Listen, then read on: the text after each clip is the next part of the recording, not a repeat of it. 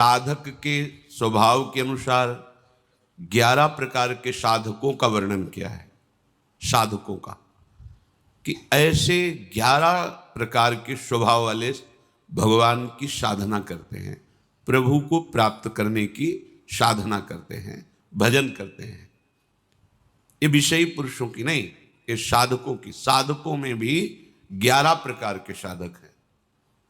पहला, प्रभु की प्राप्ति की बात सुनकर सत्संग शास्त्रों में कि जीवन का परम लक्ष्य है प्रभु का साक्षात्कार कर लेना, भगवत प्राप्ति करना,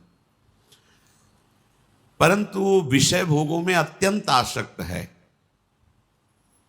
इतना आसक्त है कि विषय भोगों का चिंतन करता रहता है, विषय भोग मिलने पर भोगने की प्रवृत्ति है,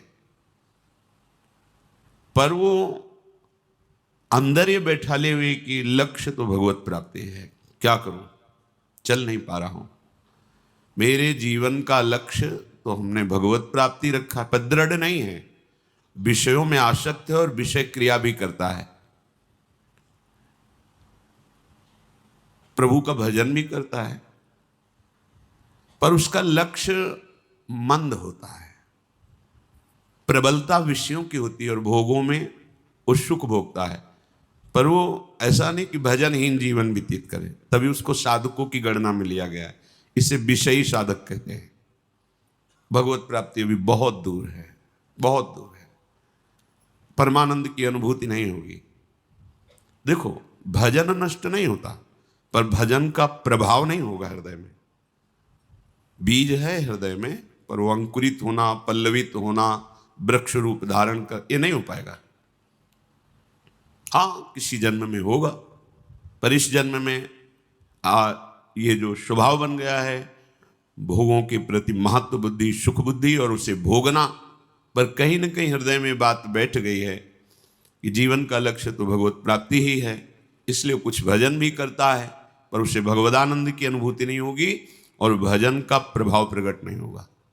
क्योंकि जैसे जैसे वो भोगों में लगेगा, वैसे वैसे वो भजन की जो वृत्ति उसने सत्संग और शास्त्र स्वाध्याय से प्राप्त की है वो मंद होती चली जाएगी।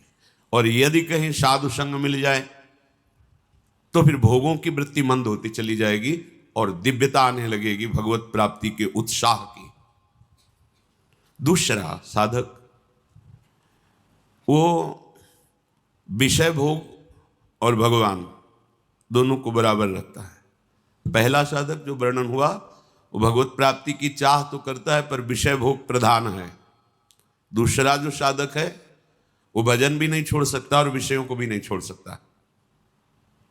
लगभग लगभग दूसरे में अधिकता पाई जाती है कि वो बैलेंस बना के चलना चाहता है कि ज्यादा जलन भी ना हो और भजन भी होता है। जब जो इंद्रियों ने मांग की, मन ने मांग की, वैसे ही भोग क्रिया की और भजन भी। बहुत समय लगेगा, समय बहुत लगेगा, रंग नहीं आएगा, अभी रंग नहीं आएगा भजन का। तीसरा साधक भगवान की प्राप्ति चाहता है, पर साधन में तत्परता ना होने के कारण त्याग का उत्साह है, पर त्याग नहीं कर पा रहा। यहां भोगों की प्रधानता नहीं है, यहां भोगों और प्रभु बराबर नहीं है। वो प्रभु को चाहता है प्राप्त करना, पर साधन में तत्परता ना, जो गुरु प्रदत्त साधन है उसमें प्रमाद होने के कारण जो त्याग का उत्साह है वो त्याग कर नहीं पा रहा। करना चाहता है, नहीं, पर वो निकल नहीं पा रहा है, कारण साधन में तत्परता नहीं। तत्परता जैसी आज्ञा चाहे हुई है वैसे ही करना चाहिए, वो नहीं कर पा रहा है, अर्थात प्रमाद स्थिति। अगर प्रमाद स्थिति रहेगी तो साधन में तत्परता नहीं होगी। तत्परता का मतलब होता है उत्साह पूर्वक जो आज्ञा हुई उसमें दृढ़ता पूर्वक लग जाना। अब उसमें कोई विचार करने की जरूरत नहीं, जैसी आज्ञा वैसा जीवन। अब त्याग करने की जो बात है उसमें उत्साह भी है और बल भी है, और वो त्याग देगा, आगे बढ़ जाएगा। पर ये जो तीसरे स्वभाव का साधक है वो साधन में तत्परता ना होने के कारण त्याग किसको करना ये भी जानता है, त्याग का उत्साह भी करता है, पर वो त्याग नहीं पाता है। समय लगेगा। सत्संग साधन करते करते जब ये तत्परता आने लगेगी तब वो विषयों का त्याग कर देगा। चौथा, प्रभु को चाहता है, प्रभु से मिलूं, साधन भी करता है, पर बहुत जल्दी ऊब जाता है। इतने दिन हो गए, कोई लाभ तो मिला नहीं, आनंद तो मिला नहीं, भगवान तो मिले नहीं, और मन भी बहुत जला रहा है भोगों के लिए। क्या करूं, भाग जाऊं क्या, छोड़ दूं क्या? ऐसे स्वभाव का साधक बिल्कुल ठीक नहीं। ये स्वभाव बिल्कुल ठीक नहीं। अगर आप ऐसे ही साधन से तत्परता पूर्वक लगे रहें, ऊबे ना, तो ये जो ऊबन देने वाली वृत्तियां ये नष्ट हो जाएंगी। आपका जो आंतरिक हृदय मलिन है वो निर्मल हो जाएगा। आपको आनंद की अनुभूति, ये बहुत नजदीक पहुंचा हुआ साधक है। ये जो ऊबना होता है, बस ये हटने की जरूरत है। वो साधन में तो लगा ही है, त्याग की भावना भी है, भजन भी करता है, पर जो हृदय मन में विषयों के आकर्षण से जल रहा है वो उसे पचा नहीं पाता, विवेक कम होने के कारण। अगर विवेक प्रधान हो तो अंतःकरण से तटस्थ रहे तो उसको सहन कर जाएगा। फिर ये सब वृत्तियां खत्म हो जाएंगी, भस्म हो जाएंगी। भजन के द्वारा ये असत वृत्तियां भस्म होती हैं। पांचवा, प्रभु के लिए साधन करता है, तत्परता भी है, पर उससे संदेह है कि मेरे जैसे को भगवत प्राप्ति कहां हो सकती। बहुत बड़ी कमी। महापुरुषों ने कहा है, आशा बंधा समुत्कंठा, ये निरंतर आशा रहे कि मैं लगा तो हूं भजन में, लेकिन प्रियालाल अपनी कृपा से मुझे निश्चित प्राप्त होंगे, गुरु कृपा से निश्चित प्राप्त होंगे, धाम कृपा से निश्चित प्राप्त होंगे। इसमें बिल्कुल संशय नहीं होना चाहिए। पर पांचवें कोटि का जो उपासक होता है उसको ये विश्वास ही नहीं हो पाता इन बातों पर। साधन भी करता है पर उसको लगता है कहां मेरे को भगवत प्राप्ति होगी, नहीं होगी। ये कुछ परमार्थ मार्ग ऐसा है कि यदि आपने ऐसा सोच लिया तो नहीं होगी। जब गंगा किनारे भ्रमण कर रहे थे तो हरिद्वार के एक महापुरुष, उनका लाल स्वामी नाम था, वो एकांत सेवन कर रहे थे। उनके पास जब दर्शन करने के, वो खेचरी मुद्रा में अधिक समय तक रहते थे। योग की एक खेचरी मुद्रा है, उसमें वो रहते थे। रात्रि में समय दिया उनके शिष्यों ने कि आप आके वार्ता कर सकते हैं। रात में 10 बजे के लगभग गए। प्रणाम। बड़ा ही मृदु स्वभाव, अमृतमयी वाणी, गंभीर भगवत स्वरूप। तो उन्होंने डायरी लेके गए थे कि कोई शब्द भूल ना जाए, बाहर निकलती तुरंत लिखना है। महापुरुषों के वचन अमृत होते हैं। उस समय हमारी समझ में ना आवे, पता नहीं कब समझ में आवे, इसलिए वो शब्द रख लेना चाहिए।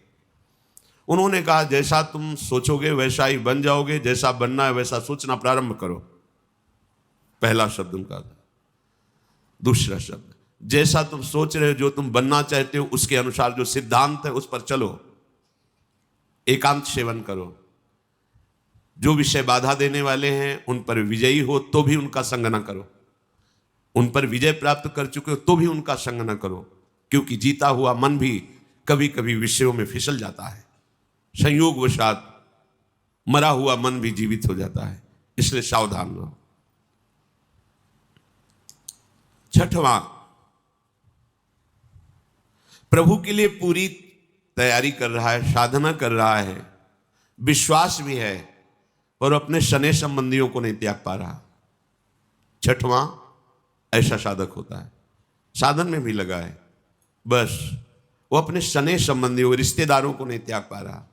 वहीं से भोजन चल रहा है, वहीं से वास व्यवस्था चल रही, उनका मिलना जुलना, आना जाना सब वैसे ही, पर वो चाहता है भगवत प्राप्ति हो जाए। उसे विश्वास भी है कि भगवान कृपा से मिल जाएंगे, पर वो भगवान की आज्ञा को भूल जाता है कि वो उपासक मेरे लिए अपने सुहृदों के सुख का त्याग कर देता है। जैसे महाप्रभु हरिवंश चंद्र जी कहते हैं, इस मार्ग में सहजानंद बरसाने वाली स्वामी जी के चरणों का आश्रय दृढ़ करने के लिए अपने परिवारजनों के द्वारा प्राप्त हुए सुख का त्याग, अर्थ के द्वारा प्राप्त होने वाले सुख का त्याग, और बड़ी बड़ी साधनाओं के द्वारा प्राप्त होने वाली सिद्धि सुख का त्याग,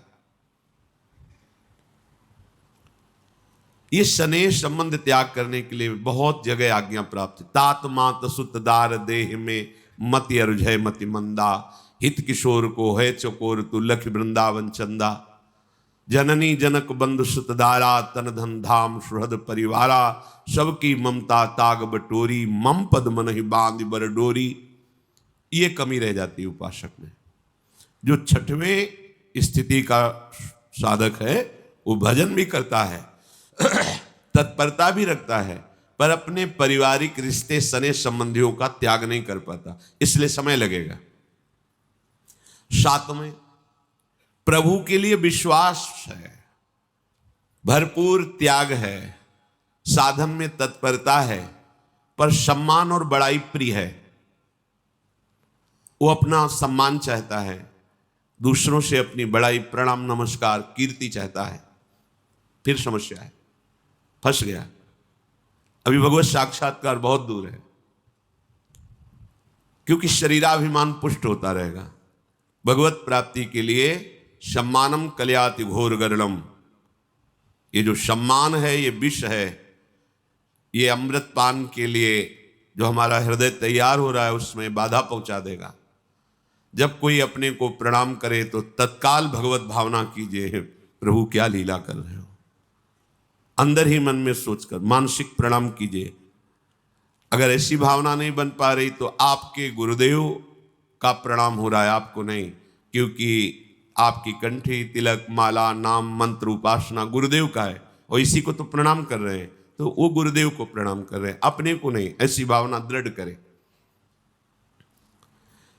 आठवें, प्रभु पर विश्वास है, त्याग की भावना प्रबल है, पर वो अपने गुरु प्रदत्त मार्ग में चलता नहीं, बदलता रहता है, अपनी वृत्तियां बदलता है, कभी ये कभी वो कभी ऐसे। गुरु प्रदत्त, अब भी भगवत प्राप्ति में अंतराय है। प्रभु पर विश्वास है, त्याग भी है, पर वो गुरु प्रदत्त उपासना में दृढ़ नहीं, बार बार मन बदलता रहा, कभी ये पढ़ा कभी वो पढ़ा, कभी ये अनुष्ठान कभी वैसे चला, ऐसा नहीं। सांगो पांगो उपासना, गुरु प्रदत्त नाम, गुरु प्रदत्त मंत्र, गुरु प्रदत्त कंत अर्थात इष्ट, गुरु प्रदत्त ग्रंथ, एक सांगो पांगो उपासना में मन को समाहित कर दिया, बात बन गई। नवा, प्रभु पर विश्वास है, त्याग है, साधन में तत्परता है, पर लक्ष्य दृढ़ नहीं कर पा रहा। हम श्यामा श्याम के श्री चरणारविंद के निज सेवक हैं, हरिवंश बलिदास रसिक अनन्य शान बजायो एक श्याम श्यामा पद प्रीति। बस श्री हरिवंश चरण निज सेवक बिचले नहीं, छाणी रस रीति। चाहे लाभ आवे चाहे हानि आवे, अब तो बेल फैल गई जाने सब कोई। बस दृढ़ निष्ठा, मन क्रम वचन त्रिशुद्ध सकल मत, हम श्री हित हरिवंश उपासी। दृढ़ता, लक्ष्य की दृढ़ता। विभिन्न प्रकार के भगवान की उपासना पद्धतियां हैं, बहुत से भगवान के लीला अवतार हैं, बहुत से भगवान के नाम हैं, ऐसे ही भक्त हैं, सब वंदनीय हैं। पर हमें प्रियाजू ने जिस मार्ग में चयन किया है, हम तो जानते भी नहीं थे मार्ग, इस मार्ग को प्रियाजू ने चयन किया है, प्रियाजू ने अपने चरणों की शरण दी है, प्रियाजू ने हमें मार्ग दिया। अब हमको अपनी मनमानी नहीं करनी। अब जो एक कहें करें हम सोई, आयस लिए चले निज दासी, मन क्रम वचन त्रिशुद्ध का सकल मत, हम श्री हित हरिवंश उपासी। दृढ़ता, ये मनमानी आचरण करने वाले कृपा की अवहेलना करते हुए दिखाई देता है, दुर्गति दिखाई देती है, पर पकड़ नहीं सकते। क्यों? क्योंकि देहाभिमान इतना पुष्ट है कि जो भी बोला जाएगा उसका प्रतिकूल भाव आएगा, रास्ता ही खत्म। ये रास्ता श्रद्धा से चलता है। प्रथम हृदय श्रद्धा जो करे, हमारी बात पर श्रद्धा, हमारे उपदेश पर श्रद्धा, दिए गए भजन सिद्धांत पर श्रद्धा, मार्ग पुष्ट है, चले जाओ, गिरोगे नहीं, हर समय गोद में रहोगे। पर वो देहाभिमानी अपनी मनमानी आचरण करने के कारण वो लक्ष्य में दृढ़ नहीं हो पाता है। दसवां, ये पूर्णता है जो आगे के दो साधक कहे गए, ये बहुत मंगलमय स्थिति है। प्रभु की प्राप्ति की चाह नहीं, असह वेदना। क्षण भर के लिए भी प्रभु का विस्मरण नहीं, प्राण देने के लिए तैयार है, बस कैसे मिले, कहां जाऊं, किससे कहूं, असमर्थ हूं, वो अंदर की स्थिति, क्या करूं, किससे कहूं, वो कौन सा सहयोग करे, मेरी इस बात को कौन समझे, प्रभु कैसे मिले, असह्य हो रहा है, वेदना उसके हृदय में, एक पल के लिए भी प्रभु का विस्मरण नहीं, प्राण फूलों की तरह लिए तैयार है कि अगर प्राण देने से प्रभु मिल जाए तो अभी प्राण ले लो। ये है महामहिम स्वरूप, उपासक का ये महामहिम स्वरूप है। अहो भाग्य जिसके हृदय में प्रभु के लिए पीड़ा पैदा हो गई है, व्याकुलता पैदा हो गई है। 11वां, ये उसके ऊपर की बात है, ये आखिरी बात है। बड़े आनंद में निमग्न होकर प्रतिपल भजन में डूबा हुआ है, कोई चाह भी नहीं रहेगी, कोई चाह, ये आखिरी बात है। हर समय एक आनंद की भारी उमगन है, निरंतर भजन के रूप ध्यान में चिंतन करता डूबा, कोई चाह नहीं, मिलो ना मिलो कोई चाह, नरक भेजो स्वर्ग भेजो कोई चाह नहीं, ये सबसे आखिरी स्थिति, कोई कामना नहीं, न लोक की न परलोक की, भजन केवल भजन के लिए, भजन जीवन बन गया है। प्रभु ऐसे उपासक से दूर थोड़ी रहते, ऐसे ही उपासक के साथ लीला करते हैं, वो लीला पात्र बन जाता है, इसमें कोई चाह नहीं रह गई, भगवान मिले दर्शन, ये सब बहुत दूर बात हो गई। भजन जीवन, प्रतिपल उमंगन और भजन ही चल रहा है, बस भजन के लिए भजन, भजन ही जीवन, तो वो प्रभु का दर्शन नहीं, प्रभु के संग में लीला पात्र बनकर वो प्रभु के संग खेलता है ऐसा उपासक।